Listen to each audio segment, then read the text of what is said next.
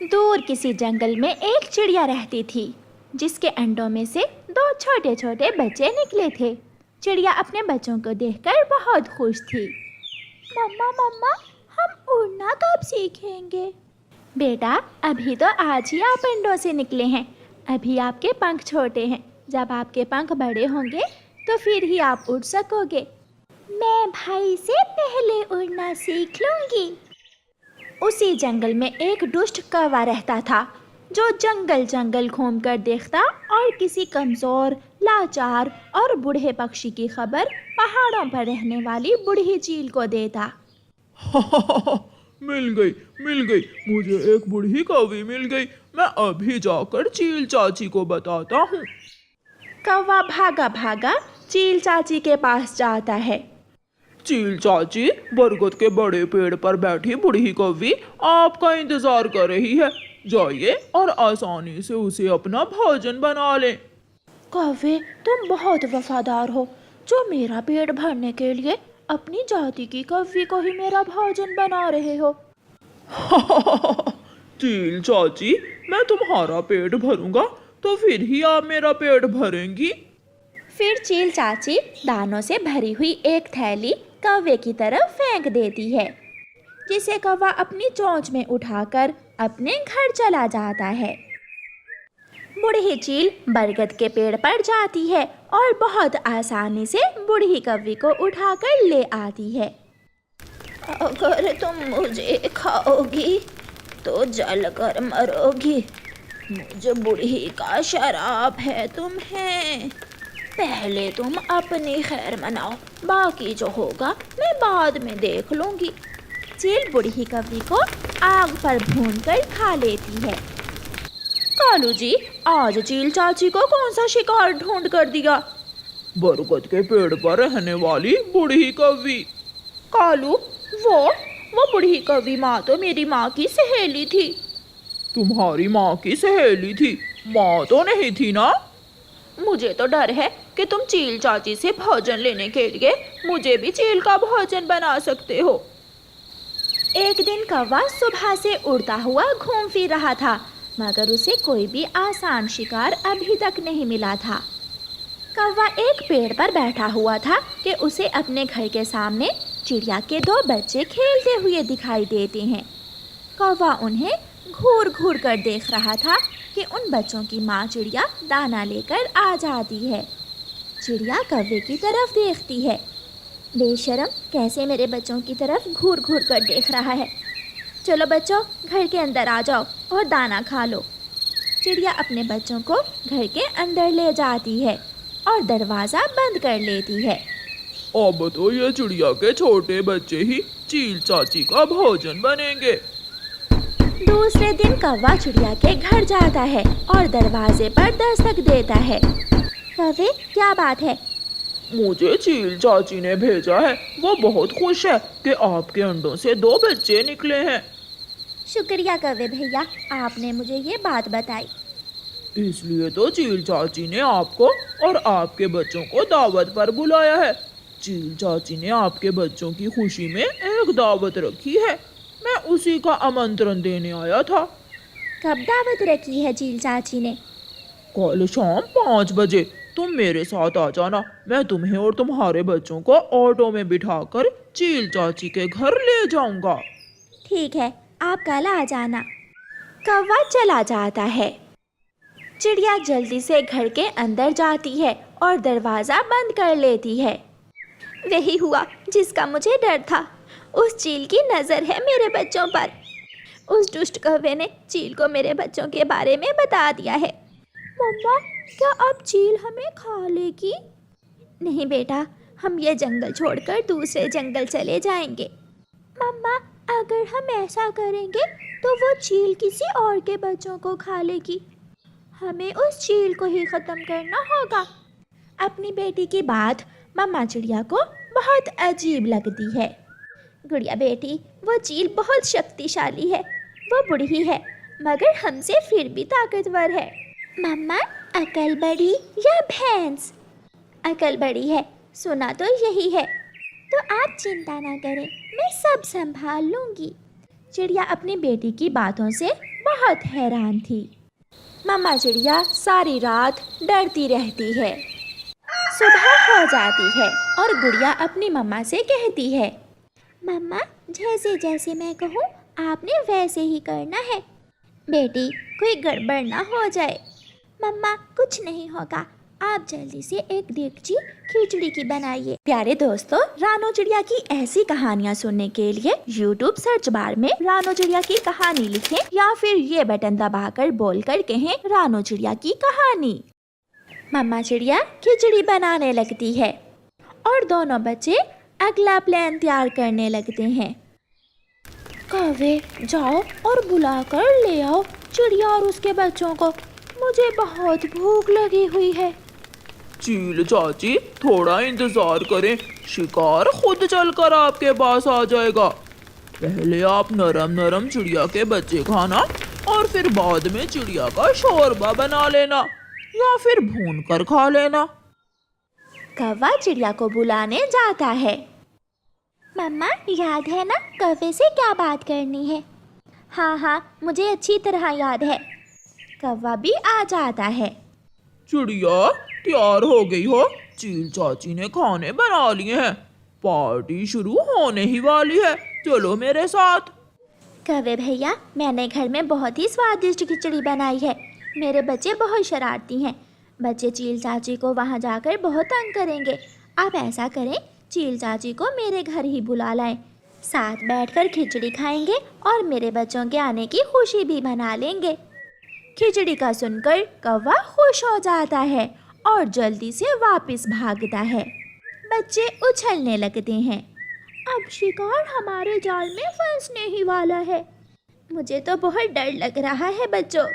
मम्मा आप चिंता ना करें, अब चील चाची किसी के भी बच्चों को नहीं खाएगी। चील चाची जल्दी चलो जल्दी, चिड़िया ने हमें अपने ही घर बुला लिया है। तुम वहाँ जाकर खाना चिड़िया के बच्चे और मैं खाऊंगा गरम गरम खिचड़ी। रास्ता साफ है ना? आप चिंता ना करें, सब ठीक है। कौवा चील चाची को साथ लेकर चिड़िया के घर आ जाता है। चिड़िया तुम्हारा घर तो बहुत सुंदर है। चिड़िया चील चाची तुम्हारे बच्चों को ही तो देखने आई है, कहाँ हैं तुम्हारे बच्चे? कौवे भैया मैंने आपको बताया था कि मेरे बच्चे बहुत शरारती हैं। वो बाहर घर के सामने खेल रहे हैं। जल्दी जाओ और उनको बुला कर लाओ। उनकी चील दादो मिलना चाहती है उनसे। उन्हें भी आपसे मिलकर बहुत खुशी होगी। मैं अभी उन्हें बुला कर लाती हूँ। चिड़िया वो खिचड़ी कहाँ रखी हुई है? वो खिचड़ी रसोई में पड़ी है, जाकर खा लो। कौवा रसोई में चला जाता है और चिड़िया घर से बाहर अपने बच्चों को बुलाने चली जाती है। बाहर जाते ही चिड़िया अपने घर के दरवाजे को बाहर से कुंडी लगा लेती है। कौवे चिड़िया ने दरवाजे को बाहर से कुंडी लगा दी है। कौवा खिड़की से झांक कर देखता है। चिड़िया दरवाजा खोलो, मेरा दिल घबरा रहा है। अभी तो तुम्हारा दिल और भी घबराएगा। चिंता न करो, हमें खाना इतना आसान नहीं है, बहुत मुश्किल है। मम्मा लगा दो आग इस घर को, अब हम बूढ़ी चील चाची के घर में जाकर रहेंगे। मम्मा चिड़िया जल्दी से घर को आग लगा देती है। दोनों बुरे पक्षी आग में जलकर मर जाते हैं। चिड़िया के अक्लमंद बच्चे अपनी अकल से अपनी और अपनी मम्मा की जान बचा लेते हैं।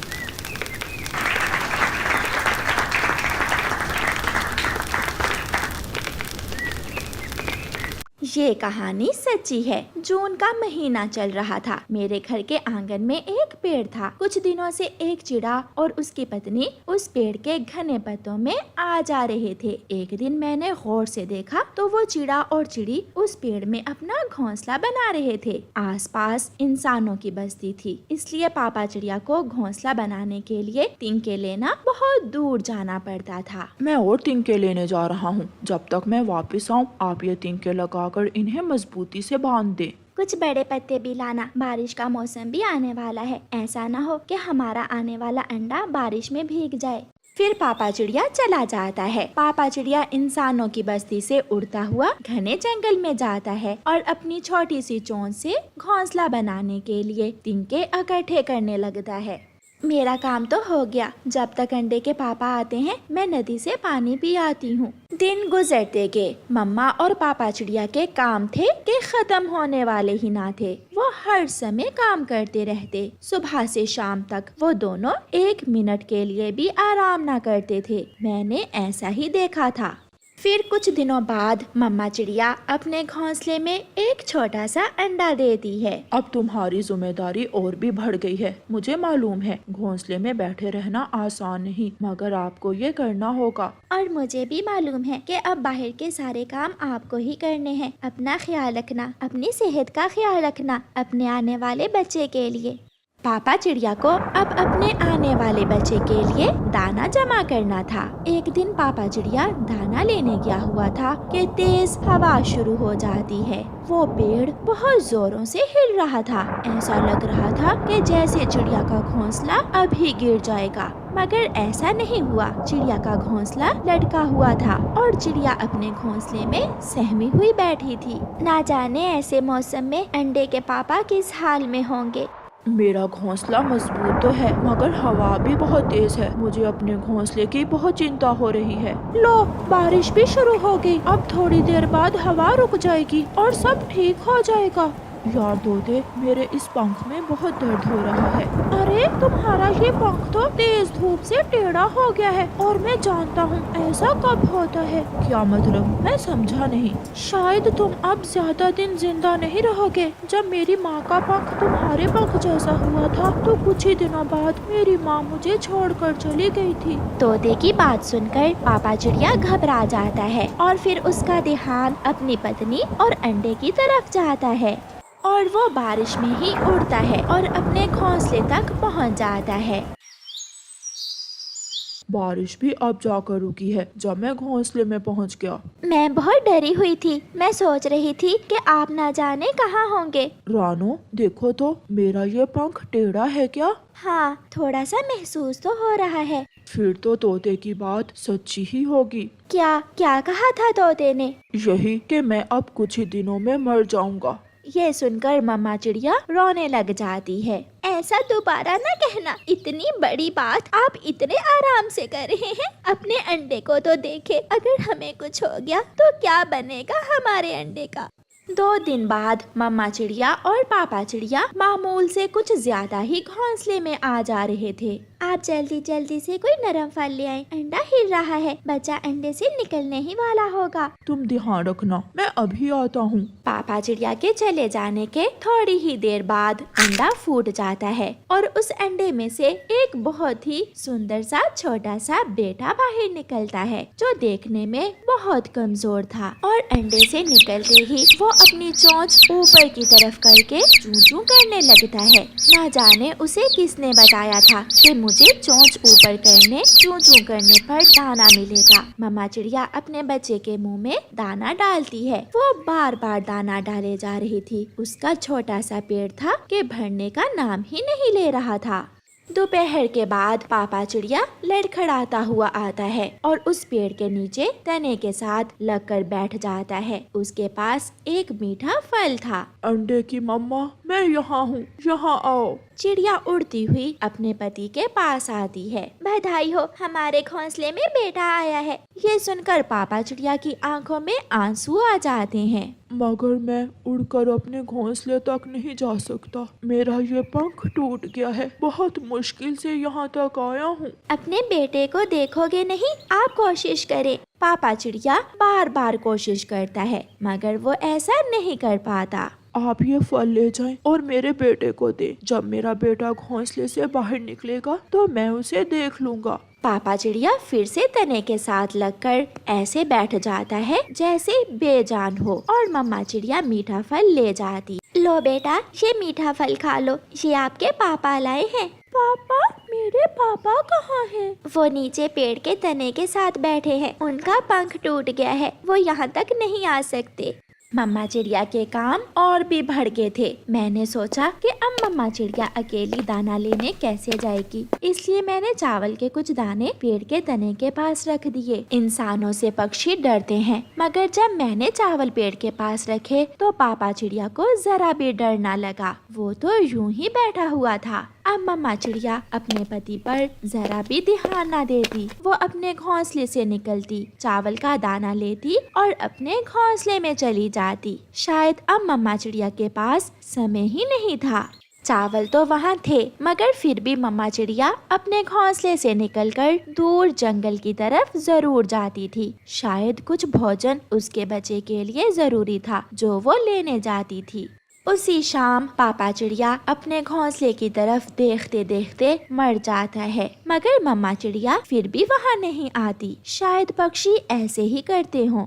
मुझे बहुत हैरानी थी ये देखकर कि मम्मा चिड़िया के काम तो खत्म ही ना होते थे। वो सारा दिन इधर उधर आती जाती रहती थी। और फिर दूसरे दिन मैंने देखा कि चिड़िया का वो छोटा सा बच्चा घोंसले से नीचे गिर गया है। मुझे ये देखकर बहुत दुख हुआ। चिड़िया बेबस पेड़ पर बैठी अपने बच्चे को देखकर चूं चूं किए जा रही थी, मानो वो इंसान से मदद मांग रही हो। मैंने सीढ़ी ली और उस गिरे हुए बच्चे को उठाकर बहुत प्यार से दोबारा घोंसले में रख दिया।